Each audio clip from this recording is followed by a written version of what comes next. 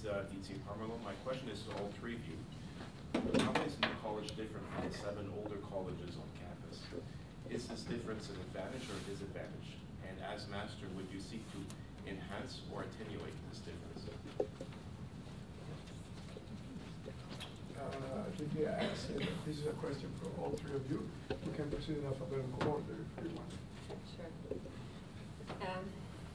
How is new college different? And can you repeat the question? How is it different? Is this difference a strength or a weakness, or an advantage or a disadvantage? And as master, would you seek to enhance or mitigate that difference? How is it different? It's a new college. It has no name to it other than new college. So that's different. It involves 3 units, so a smaller number of units and programs than other colleges. And all 3 units are professional studies. I think that's an advantage. I think a disadvantage is that it is new. Programs are just being developed, and a lot of the students are studying in the evening. A lot of students are working. I think that's true of other colleges, but a lot of students have chosen to study in the week, on the weekend, and by distance and in the evening. So both advantages and disadvantages. So I think you have to work with those, and I think that means that as a master, you have to be innovative and look to students to tell you what they need, how they need it, and when they need it. So there might be more webcasting, there might be more webinars, much like on later this week, the master is sponsoring a Financial Planning Standards Council webinar about their exam. The master has extended the Wednesday Hump Day Cafe into the evening hours. So I'd be capitalizing on the advantages and understanding the problems and trying to mitigate them.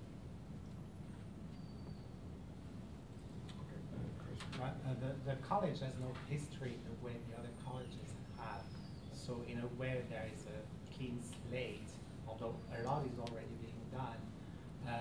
Also it doesn't have a residence, which makes it a bit different, although now founders won't have a residence because it's closing. And I think we have to work with other masters because we can't, we all belong to the same university and also the same faculty. So we can't each do different things. We have to have synergies between the colleges in spite of being different. And as Joanne said, the 3 departments in this college are very professionally oriented. So it makes it in a way less diverse because in the other colleges you can have, I was looking at Vanier College on Supreme Gala in front of me. I have the banner of Vanier College, and it goes from business, economy to classics, which are very, very spread out. Whereas here we have more coherent programs and very focused professionally. So in a way, this college has this advantage that it can gear to a specific type of students, not different types of students. But again, as I was saying in my statement, I mean, I like the blue ocean strategy, which you go into new fields, and the clubs here are very professional. Why not have clubs that could work with other colleges' clubs to bring some diversity? I think there are probably more similarities than there are differences. Certainly, many of the students in the units associated with New College are going to be in the evenings, but they're also during the day. Many of the other faculties, there's as many courses, or getting to be as many courses in the evenings as there are during the days. I think it's looking at what do we really want our students to be able to do? What do we want to see them as having outcomes when they leave here? And what do we need to build in to their co-curricular programming, in our co-curricular program, in all our colleges, that will enhance our students' abilities when they leave. Many students who are in professional programs certainly will look towards getting the piece of paper that says they're a professional. But it's not the piece of paper that's important. It's the experiences and abilities that they achieve in gaining that piece of paper. And many of them don't understand that. When I was an undergraduate, longer than I care to think, there was a debate, and the debate was, is a degree a dinner ticket to a better job? That was a long time ago, and it's still as relevant today. And the outcome at that time was that it's not the degree itself, it's what you do and gain during that process. So I think the colleges need to look and ask themselves, what is it that students need to be able to do and be able to achieve that they may not be getting as much in their programming, and then trying to build that in some Professor Brown? Again, a question to each of you. One of the distinctive aspects of New College is that it does not have a college building of its own. As was pointed out, that's happened before in York's history. Calumet occupied as a tenant space in this very building for the first 20 years of its existence. I don't know if it'll take New College 20 years to move to its own building. The question is, do you see that as a problem or as not a problem? And what are your thoughts about the amount of space that is available as a resource to the college and to its students and fellows for the kinds of activities that each of you have talked about? I think if the question is for everyone, Yeah, I will follow the alphabetical order. I think it's the most logical way. Sure. Yeah. I don't think space is a problem. When I'm talking with faculty and students, I don't think space is a problem. I think the problem for the Master of New College is faculty and student development. Engaging faculties to become fellows, engaging faculties to attend events, to develop events, etc. I subscribe to a lot of email lists at the university, Why File, Why Life, which is the student ones. I'm a York alum, I get that as well. There's no list coming from New College. There's nothing. I looked on the New College website for the newsletter. That newsletter hasn't been published for a long time. So I don't think it's buildings. I think it's networking and events and email lists and an infrastructure. That's just my view. I'll be talking to other people. I'll be talking to other college masters. I'll be talking to other offices at the university. But that's what I think about it. The college, I mean, in this university, there is a shortage of space for everybody in a way, especially for students who have activities on their own. That can be a problem. The problem, New College doesn't have its own building. It almost has its own building because all the programs here are more together than they are in other colleges.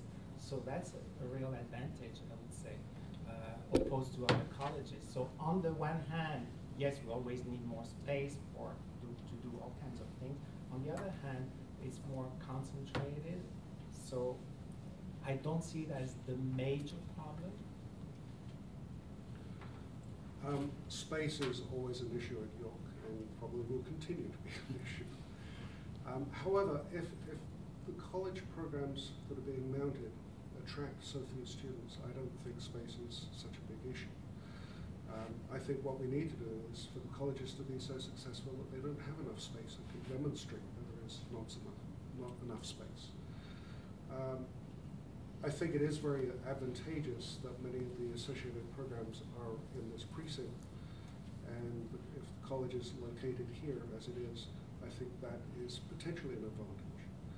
But I think again it is how do we attract more students to the activities, and then we can start looking more closely at the space.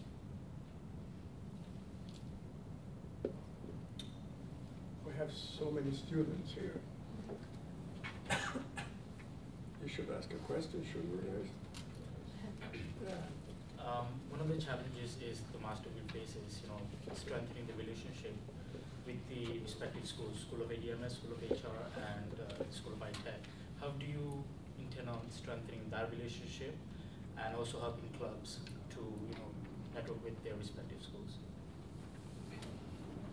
Well, I'd start off by going to school meetings and then trying to meet with individual faculty members. I think, though, it's important to meet with the director of each of the schools and the undergraduate program directors and coordinators, et cetera, so that you're working together to design activities that meet people's needs. I'd be working to ask people to become fellows, because there's no, I don't think there's a fellows email list. I'm not getting it if there is. Then I'd be working with clubs. I'd be having regular meetings with clubs. I'd have regular office hours and engaging students and getting their feedback and ideas on how best to serve their needs. So I'd be communicating and checking back to see if things are working and how we can improve on things. I'd be answering emails. My family says I'm on email 24/7 as it is. So just to add to it. But and then I'd be here in the master's office. Because I don't belong to any of these three departments, I would have to get to know them, and they have to get to know me. The first thing I would like to do is go to the first departmental meetings. Of course, if they're all at the same time, I have to go at different times. But departmental meetings would allow me to introduce myself and get to know people within the department. That would be a start. And same thing with clubs. Get to know the people who are involved in everything they do. There will be definitely for me a time to learn.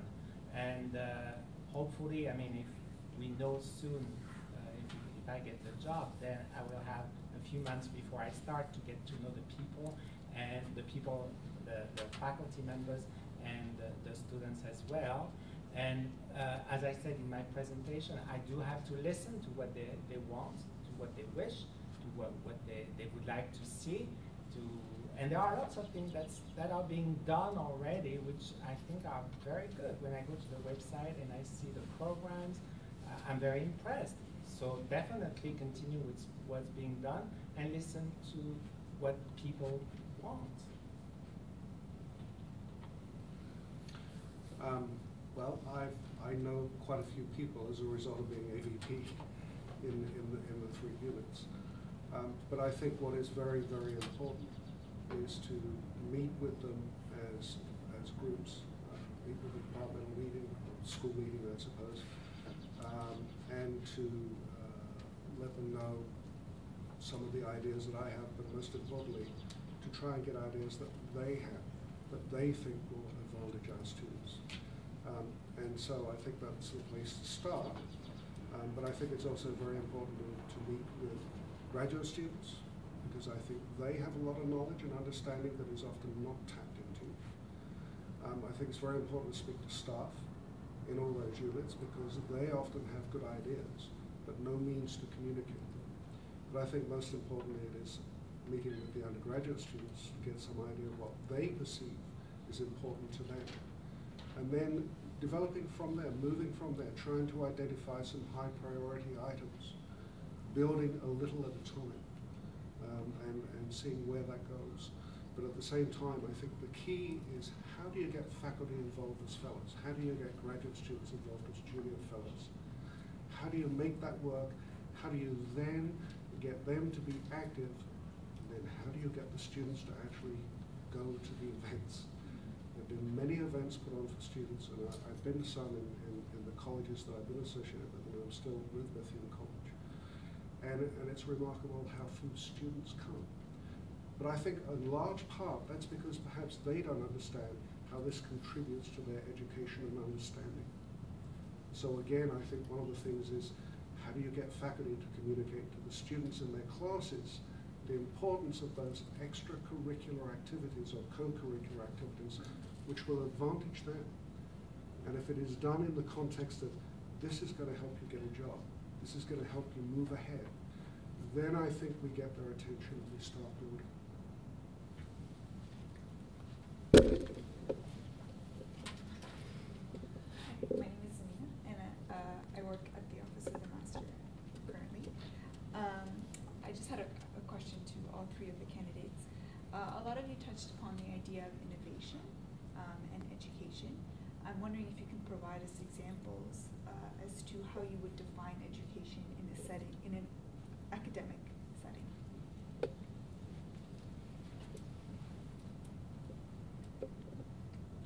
An education in an academic setting is to help students learn to learn. And this is increasingly important as students go off on their careers, and they often change careers during their work life. So to understand, to listen. I always tell students in class that, in class sometimes you have to be a good reader. In real life you have to understand. You have to think of what the other party is saying. And you have to be skeptical. And you have to continue to learn. You have to be a good citizen. And I think that's probably the goal of all of us at York University, to help students learn to be good citizens, to be educated citizens.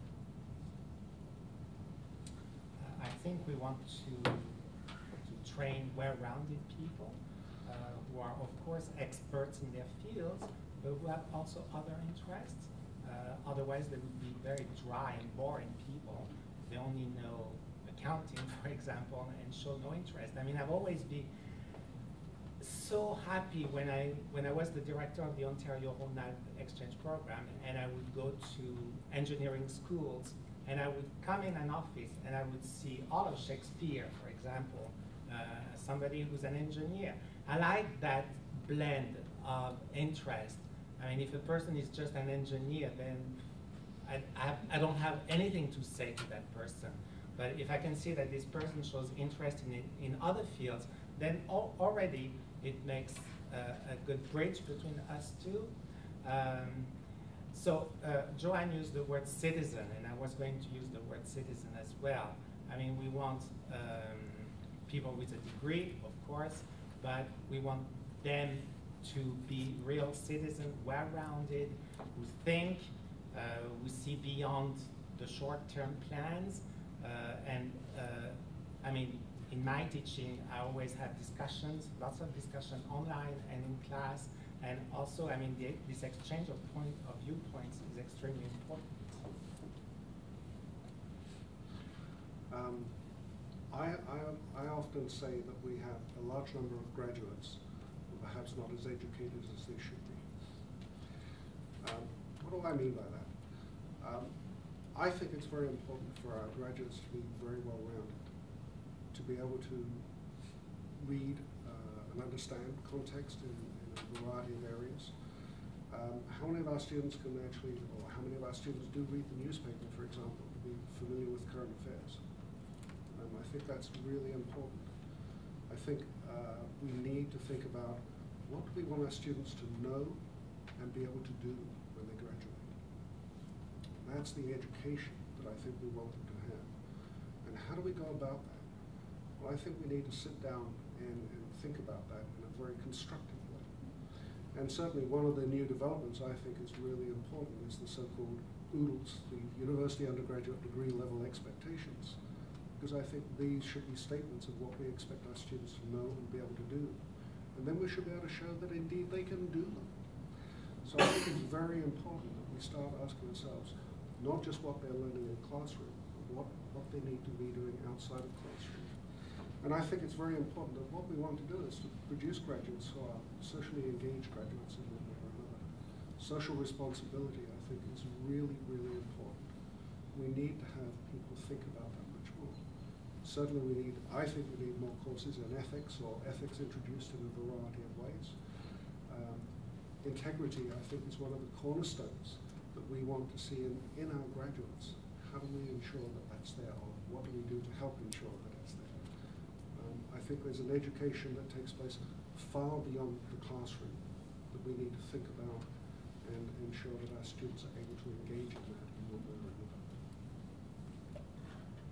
Yes, Professor Kleiman, please.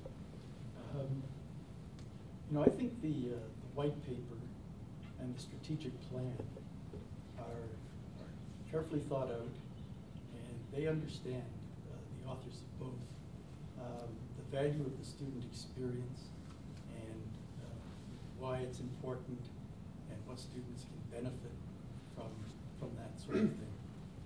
I think we're less clear on the benefit to faculty of involvement with the college, and even less clear than that of the benefit of alumni to continue to be part of the college. So I don't want to throw you a curveball, but if each of you was master and you take your new office and now you have to begin to gather up the marbles and see what you can do, what would be the first thing that each of you would do regarding fellows and alumni to try to bring them in? I mean, Rod mentioned greater involvement of faculty. I think all of you did, and so on. But I'm curious as to how you would sell it. What's in it for the faculty member or the alumnus? How does that work? What would be your pitch to them? Well, I think the pitch for faculty being involved as fellows of New College is that working with students is very rewarding. And you'd be working with students, you'd be working with other faculty, and it would be a very rewarding experience. And that's what alums would tell you as well. And that would be my pitch to alums as well. Alumni mentoring, that's what alumni say about what their experience mentoring the TASTE program, take a student to lunch program. That's what they say, and that's the experience. And so I think the only problem engaging faculty, engaging alums, is everybody's so busy, so you have to create opportunities that make effective and efficient use of their time. To engage faculty members, I think you have to know what they do in their courses and how other activities can complement what they're doing. For example, if you know in a course that they're going to study a certain topic, and you know that you're going to bring a speaker, then you invite a class. I mean, it becomes part of the course, and that's a way to bring students to activities and a way to bring faculty members as well. So it's working with the faculty members and trying to show them how we can complement what they're teaching in class. As far as alumni, as director of the Ontario Alumni Exchange Program, I was constantly looking for alumni so they can share their experience. And I always told that the young students, one day you'll be in the shoes of the alumni, so I definitely want you to come and share this experience, because whenever they were listening to alumni, they were the best advocates. I mean, it was an exchange program with France and Germany, and whenever there was an alumni talking, I could talk for hours, giving them information. It didn't have the same impact as an alumni. So an alumni can have that impact that faculty members don't have, and again, make them understand that one day they will be alumni, so when they are alumni, then they will come back. Well, Stan, I think you've hit on one of the real issues, and that is how do you get faculty members to become engaged? And, first of all, to become fellows, and then to be engaged as fellows. It's very difficult, but I think a lot of it is communicating with them on an individual basis. The master's got to go and do the legwork and go and talk to a lot of faculty members to find out what they might think that they can do that would be helpful. It's fine to have a list of things that you think would be good, but if you don't have the people who can fill that list, then it won't work. So talking with a lot of faculty is individually, I think, is very important. Finding out what their interests might be, and then trying to convince them that it's the right thing to do. And I've often found that faculty members, if they are given the sort of suggestion that this would be really good, and you will find it good too, certainly can be helpful. I think the same thing with alumni, but I think the key thing is, how do we identify alumni? I remember not so many years ago when our alumni office was simply closed. Quite remarkable. Now we have a an Office of Alumni Relations, and I think that's very important. What we need to do is to identify those alumni who would like to be contacted, who would like to be asked to do things. I think a lot of people feel it's almost a pleasure. It identifies them in a positive way to be asked to do something.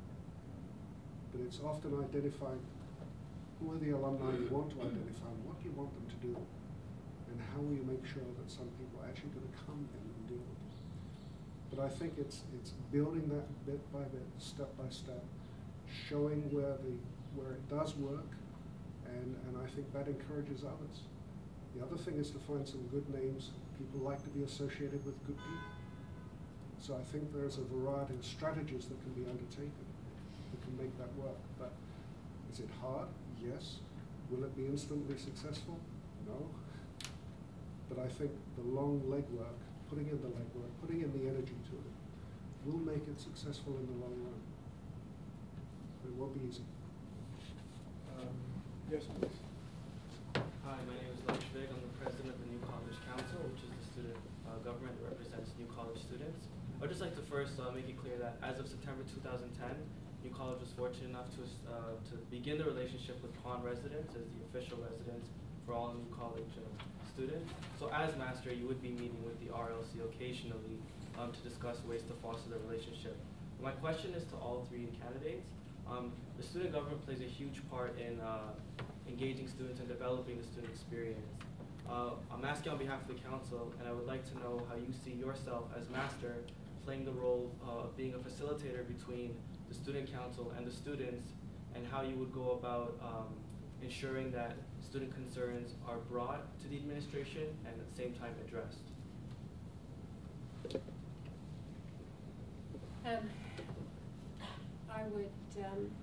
I'd be available in my office to meet with students. If students have individual concerns and want to meet with me, I'd be meeting with the college council to hear the council's concerns, and would take them to whatever administrative body the concerns would best be dealt with. Sometimes concerns are just misunderstandings, or not knowing that certain programs are available, things of that nature. If it's a school matter, I'd go back to the schools. I think New College is in an enviable position in terms of just having 3 schools in which the students take their programs, because it's to the school's benefit to work with the New College Council office. We just had a question before about alumni, so that's important as well, that all the schools want to build their alumni relations. But I think also, I was the chair of a department, School Public Policy and Administration. I dealt with student concerns there. I've been in the dean's office. I know where to go if I have a concern, and that I want to take forward. And if I don't, I know there's always associate dean of students who knows everything. As far as student concerns, of course I would meet with the council and I would listen to them. As undergraduate program director, and I've been for 14 years, and with the Ontario Alumni, I've heard lots of complaints of all kinds from students. So of course listen. Probably the complaints, the concerns would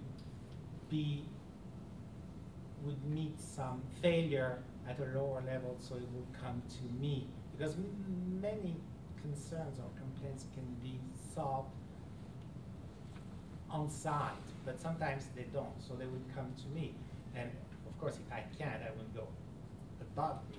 But I think that listening, being neutral, not taking sides, but listening to both sides would be very important.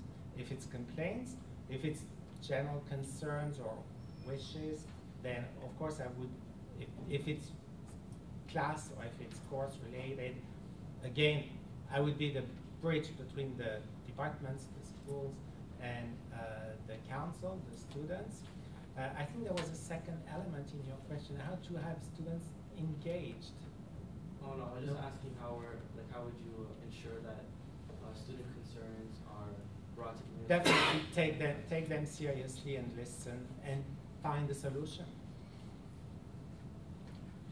I think there are two things. One, certainly working with the student council, I think is very important. Listening to what they have to say. I think students have a great deal of insight that is often not paid enough attention to. It doesn't mean to say that they're always right, but certainly that one should always listen and try and understand what the nature and dimensions of the issues are. I think student councils can be a very good conduit for a lot of concerns that are of a more general nature. But I think the student council can also provide a lot of suggestions for innovative programming.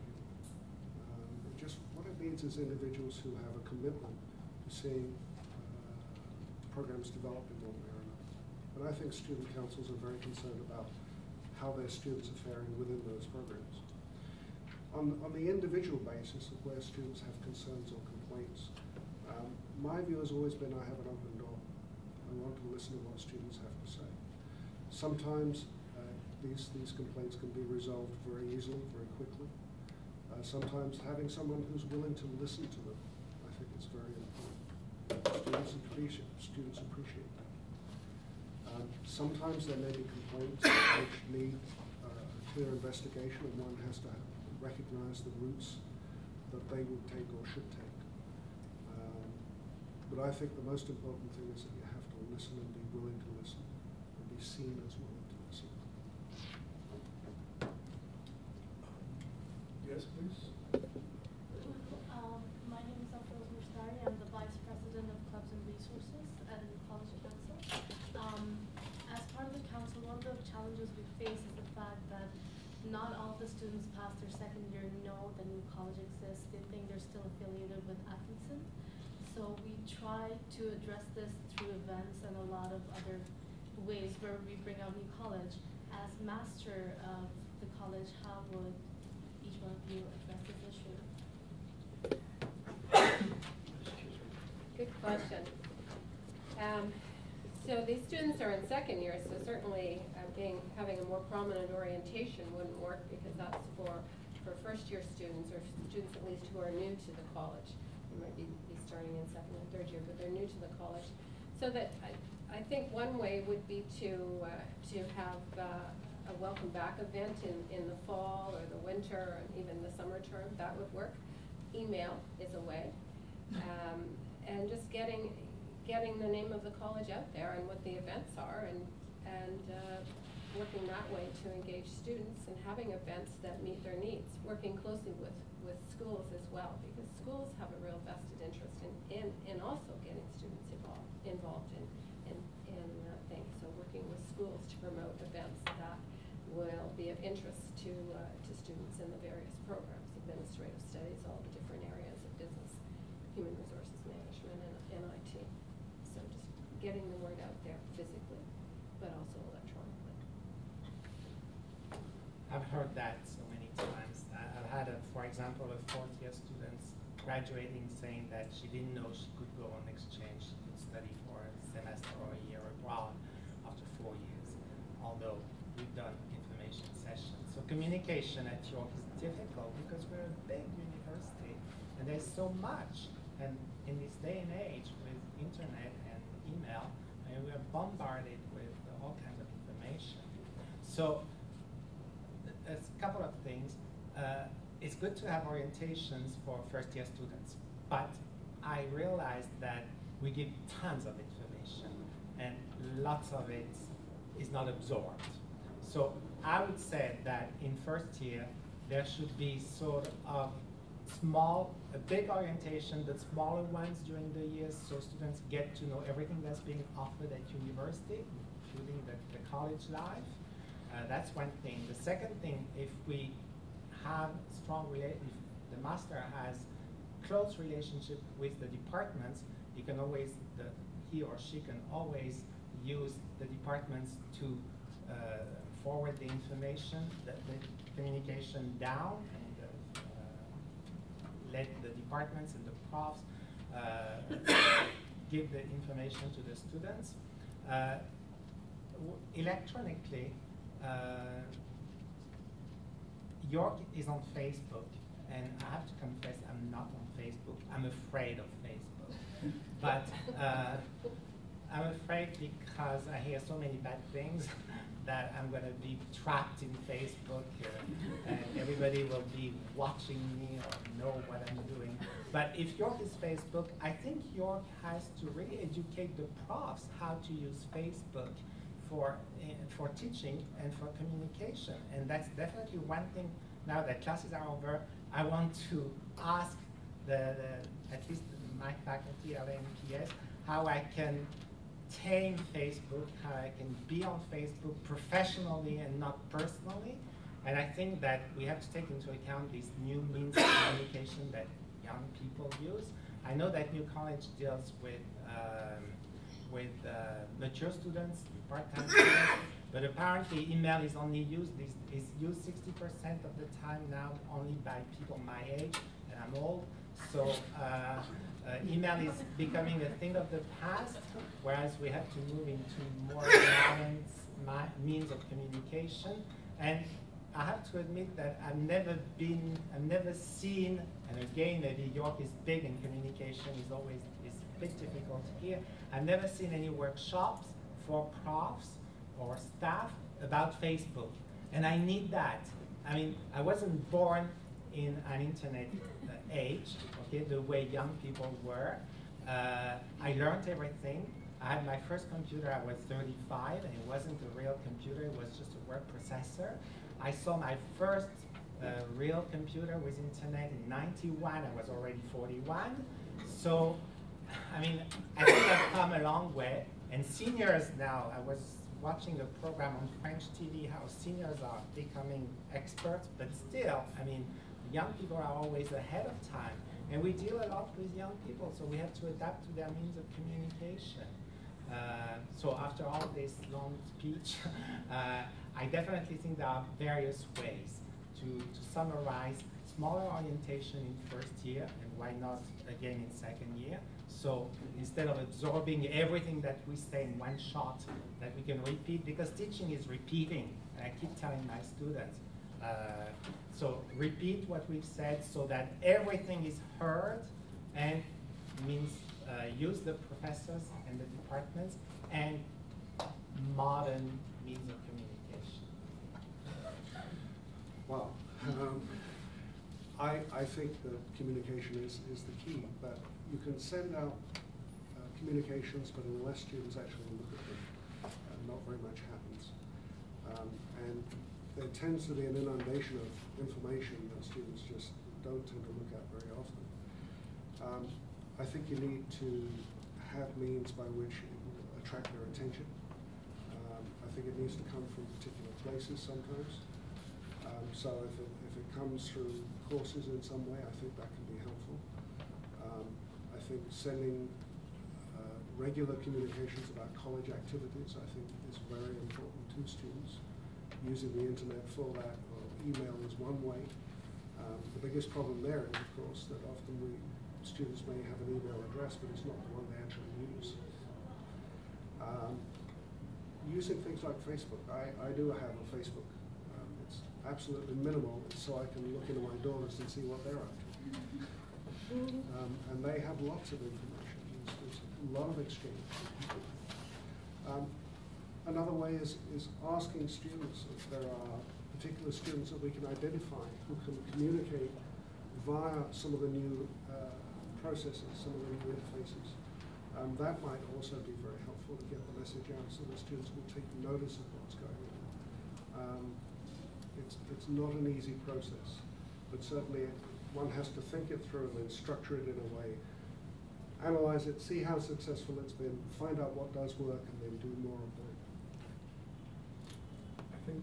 Can I just make a comment? I don't really have a question. There was somebody else with a question. No? All right, then you can make your comment. My comment was to Christian.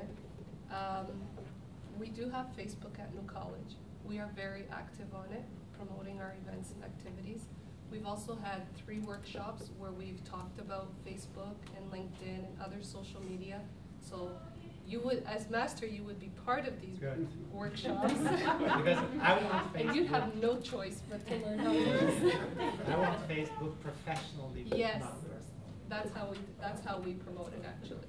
if there are no more questions, I wonder if I can ask a question. Certainly. Oh, one more question. Sorry. Two more questions.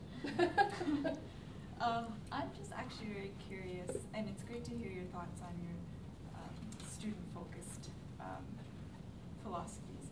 But I'm curious as a staff member, what your ideal company and/or office culture would look like.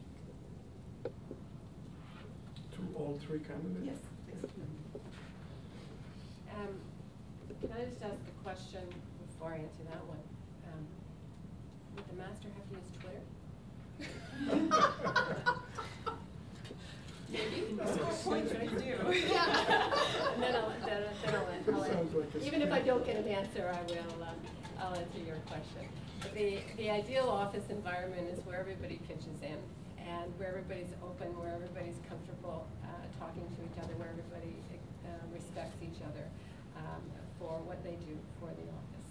And if you don't know, you ask somebody, and you work with people. And that's how I've always worked with people, whether I've been in the dean's office or at Atkinson when I was there for a decade, or in public policy administration. And within administrative studies, I've been in many studies, which one Well, as I said in my statement, I mean, there are basic principles: be on time, respect deadlines, but there has to be trust. I mean, you trust people for what they are hired for. I mean, a staff person has certain duties, so you have to trust that this person will do his or her duties. And of course, if it doesn't work, then you have to intervene. But definitely build trust, so people, if they have difficulties or problems, can come to you instead of creating the problems. I've dealt with staff people for many years. I think that if you let them do what they have to do, and if you listen to their new ideas or their suggestions, it's very important. Because sometimes people, you can define a task, but when you actually do it, it's different. So if you listen to how people can improve their own work, it's very important. Well, I think creating a positive environment is really very important in the office. I think it begins by everyone feeling that they're part of a team, each is contributing to the outcomes. Providing feedback to staff, I think, is also very important, and doing that in a positive, constructive way.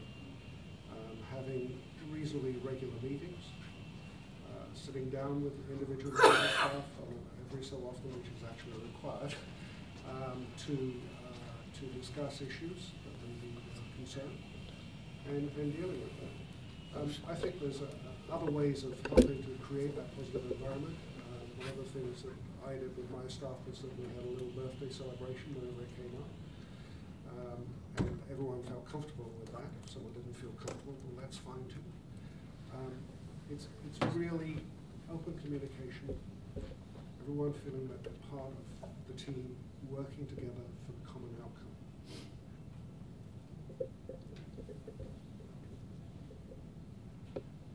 This is addressed to everyone. So in all of your research on New College, can you each tell me one aspect of the college, whether it be programs or clubs or events, that you feel is ineffective in achieving its goal or needs improvement? And how would you go about making those improvements?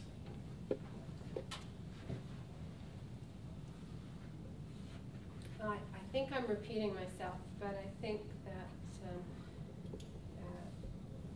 communication of New College events, and it may not be communication of New College events, I'm just not getting anything from the college in terms of email about events.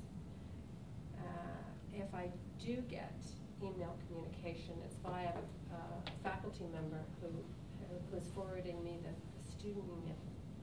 But I'm not finding out about these directly. And so then I'm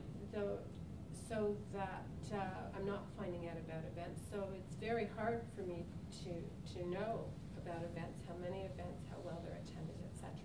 I was at one event where the dean spoke, and faculty were invited to become fellows, and there were probably a handful, 2 handfuls of faculty at most. Most of the people in the audience were executives of clubs and the New College Student Council. It was a full audience, but that was it. So it's communication, I think, and again, designing events where faculty and students can engage, so meeting their needs, their academic needs, and intellectual needs. Well, I've seen that the newspaper hasn't been published lately, and I was a little bit surprised because I teach at Schulich. They have a newspaper that comes out every month, and it's quite interesting. I mean, I'm always happy to pick up a copy each time it comes out. And I think writing, I mean, newspaper is a way of linking disciplines and skills. I mean, if students are studying management, accounting, marketing, and they have this exercise to write in a newspaper, I think they're expanding, they're broadening their skills, and I think that's very important. I think the newspaper was published once per semester, and it could be more often, and that's a way of applying skills that you've learned and skills that you have within an activity that's beneficial to everybody. So I was a bit surprised that it wasn't working well when I see that in another faculty it works very well. I don't know that I could identify any one particular item that I think is not working, because I really don't know. I would have to go in and find out, talk to people, to find out what the outcomes really are. One can make a lot of programs look really good on paper, for which absolutely nothing happens. And I think with everything that is done, there has to be a means by which you can assess whether the outcomes are actually achieving what you think they're achieving. And I can't do that from where I am at this point. I think it's really important to look at things like the student newspaper doesn't seem to be published very much. I don't know whether that's effective or not. It suggests to me that students aren't particularly interested in the student newspaper. But again, I don't know. The thing that I find interesting is that programs like PASS, the Peers Assisting Student Success program, is really very good. And why? Because who's learning? It's not just those students who are being mentored, it's the mentees that are also learning in the process. Those types of programs are known to be effective. And I think it's really important for us to look beyond what's happening in New College, beyond what's happening in the colleges at York. We need to look beyond to see what programs work well for students, and will encourage students to become increasingly engaged in those programs. I think we have one more question, please. Yes, thank you, everybody. I think you've done a great job in isolating some of the challenges that the college has, like communicating and attendance at our events and things like this. But if I were to ask you, I am asking you, what would you say is the single biggest challenge to all of the colleges, not just New College, but to all of the colleges right now going forward? It's easy. Yes. I think single challenge to the college is probably the greatest, is also the single most pressing challenge to the university, and that is the seemingly centrifugal force that has people coming to class and going home, coming to class and going home. And it's increasingly difficult for students because a lot of our students work. And it's increasingly different for this college, as well as other colleges, because a lot of our students are taking classes at night. So how can you be relevant to those students? And one of the things that I might try to see if it works would be having programs for students just before 7 o'clock. So so 5 to 7, as opposed to lunch talk, it might be dinner talk, pre-class talk, or a dinner talk maybe. Things like that to see if they would work. We probably get faculty too. Okay. Food is a secret weapon.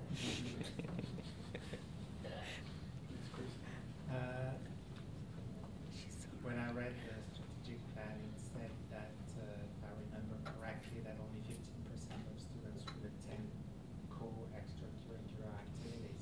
So that is definitely the big challenge, to have students engaged. And we can't, a master can't work on his or her own. It's a teamwork. So that's why the departments are essential. And so it's step by step. I mean, first you convince the departments, the faculty members, that you can offer something, then it goes to the students. But students' engagement, to me, would be the big challenge, and it's nothing specific to New College. I think the biggest danger to the colleges is that they cannot show how effective they are. Why should the administration keep the colleges if they're not actually performing in the way that they think they are? So I think it's very important for colleges to be able to show that they contribute in a very positive way to the student experience. Now, I think that can be done, but I think that colleges have in the past been in danger of being closed down. We've been through that not so recently. So I see that as the biggest danger, if I can use that. However, what is the real challenge then is, how do you show you're effective by having effective programs?